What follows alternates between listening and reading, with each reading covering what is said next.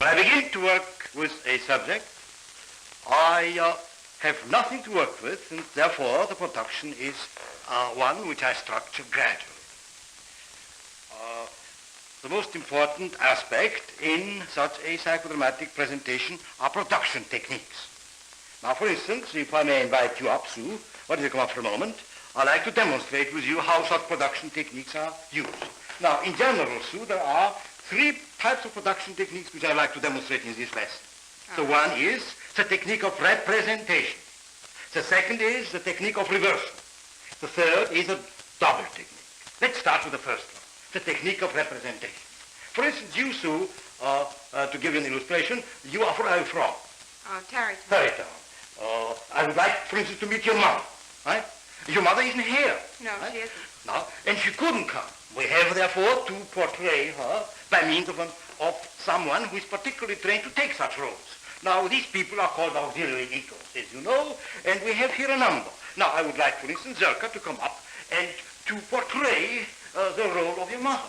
Now, in such a case, she will be, here is Zerka, and we will, you being the resource person, you will inform her what kind of a person she is and what kind of a relationship troubles you at the present time, which you would like to, which might require portrayal on the stage, right?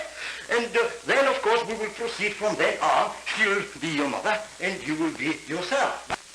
The only thing is, Doctor, there isn't too much of a conflict situation with my mother. Oh, that is not. Well, we can imagine, you all can imagine that, how such a technique of presentation can be done.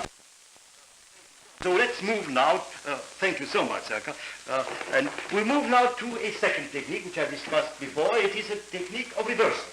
Now, with whom do you have a problem? My mother-in-law. Your mother-in-law? Oh, I see. Well, I'll tell you something. I'll invite another auxiliary ego up, that is Jana.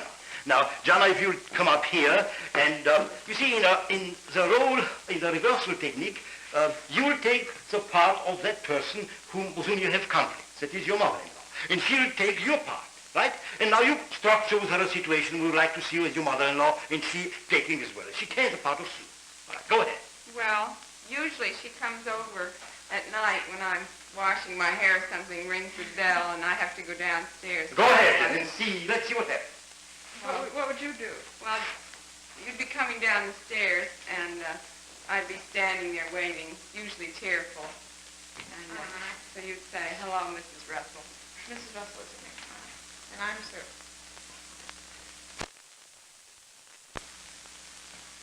Hello, Mrs. Russell. Oh, Sue, I don't know what to do. I've been having a terrible day. Is Norman home? Oh, yes, he's upstairs. You come on up. Well, you know I can't walk all those flights up. Would you tell him to come down? I just have to talk to him. The most terrible things have happened to me, and I just don't know what to do. And the doctors say I have to be operated on, and that woman was so mean to me again. And you know how she acts. She just goes, she kicked me, and she threatened to throw me out the Now, please, now you reverse roles, and now you are Sue, and she is now Mrs. Russell. Oh, I just don't know what to do, Sue. I want to see Russ. Won't you tell Russ to come down? Now, you know that, and I'll have him come over and see you. Oh, but he isn't in class. That's all right. Now, that is about an illustration of how a reversal technique runs. Thank you, Jana. You understand, Sue, and you understand all. That is about how it operates. Now, it has a very great therapeutic value because one person can move from herself into the other person's situation and learn in action of what is going on in her own mind. And so she lives in two persons simultaneously, so to speak. And so let's go now, Sue, to the third technique. That is, and you all, please look carefully at Sue. We will go now into the double technique. Now, everyone, as it is visualized in mythology, we all have a person who is a double of ourselves. That is at least how it is visualized by the mystics and by folklore of all peoples on earth. And now, let us imagine that you'll come home, right, at one evening, and you'll find yourself. Zerka, will you please take the part of the double?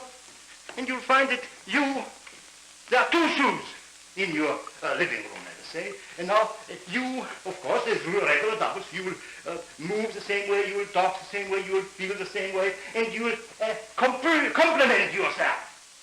She will give you a great deal of strength by having one like you in social space. Go ahead and try to work it out that way. Oh, dear, I suppose I was very nice to Russ's mother. Well, I try to be nice. Well, I know, but I don't seem to succeed very well. She gets so upset and she unnerves me. She makes me feel so, I don't know, so fidgety. Well, I used to be able to get along with her all right, but I guess as I got a little more neurotic myself, I found that she was Now there you are, bothering girls. me. Let us imagine now that you will continue to show the double technique in all phases of your mutual existence. And now I would like to explain to all of you what this double technique means psychodramatically and therapeutically. You see, the best illustration is, if you recall, the great French novelist Guy de Maupassant. One day, when he came home, he saw himself sitting at his desk writing a manuscript. That was the beginning of his psychosis. That was an uncontrolled double, one who hallucinated himself from his own mind and was there in space.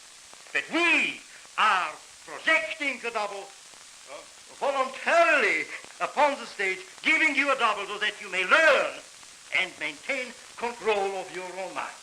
The controlled situation which a double portrays from the depths of your psyche, Sue, is what we are giving to all these people who are suffering from psychotic experiences. You understand? Yes.